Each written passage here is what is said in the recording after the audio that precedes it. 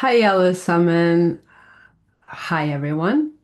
Today, I would like to talk about Norwegian reflexive pronouns, reflexive pronomener, as you can see here. So in Norwegian, we have quite a few reflexive pronouns. I know in English we don't really have those anymore, but in Norwegian we do, and I know in some other languages they do as well. So the reflexive pronouns that we have in Norwegian for the first person singular, we have jeg, and the reflexive pronoun would be meg. So jeg, meg. Jeg vasker meg. I wash myself. And for a second person singular, it would be du and deg. Du vasker deg. Okay. Of course, here we have the formal one, which we don't really use, so I'm not really going to go over that one. For third person, for he and she, we use seg. Han, seg. Hun, seg. Okay. Han vasker seg. Hun vasker seg. So he washes himself, she washes himself. And then we have den or det, which is with sai, which means it. So we use den with masculine and feminine objects or nouns, and det we would use for neuter nouns. Okay. And then for the plural, when it comes to reflexive, we use vi, oss, we wash ourselves, and dere, which is you plural, then we use dere. Dere vasker dere. You wash yourselves. So, and then for they, we use seg again. So de vasker seg, they wash themselves. So just notice here that both the third person, both singular and plural, uses seg for the reflexive. Okay.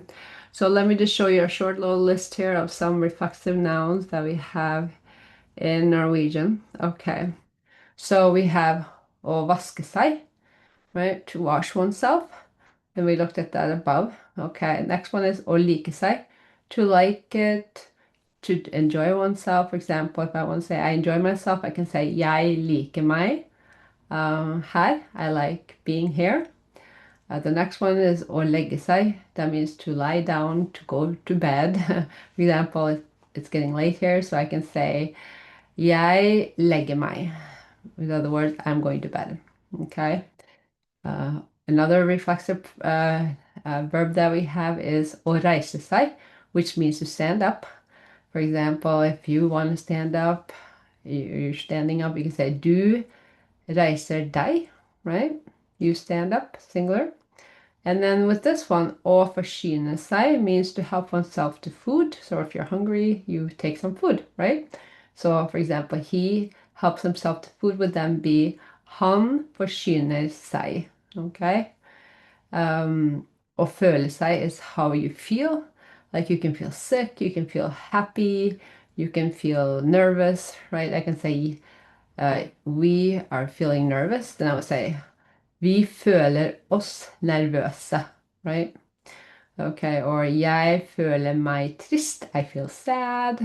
Right, so we will just change out this one to match if we're talking about first, second, or third person. Å sette seg, to sit down. For example, they sit down, I would say de setter seg. Or vi setter oss, we sit down. Okay. Next one, å glede seg, to look forward to. So for example, they look forward to many things, right? They're looking forward to Christmas. Then you can say de gleder seg til jul. Okay, another example is å kose seg, to enjoy oneself, feel delight. For example, he is enjoying himself. Then I can say han koser seg, or you singular are enjoying yourself. Du koser deg. And then with this one is å skynde seg, which means to hurry. So if I have to hurry, right, because I'm late or something, and then I can say jeg skynder meg. Okay, and then the last one example we have here is å gifte seg, to get married. So for example, I can say we are getting married, or we're getting married. I can say vi gifter oss. So that's the important thing, is that you would change out this part here to match which person you're talking about. If it's jeg, then you would use my.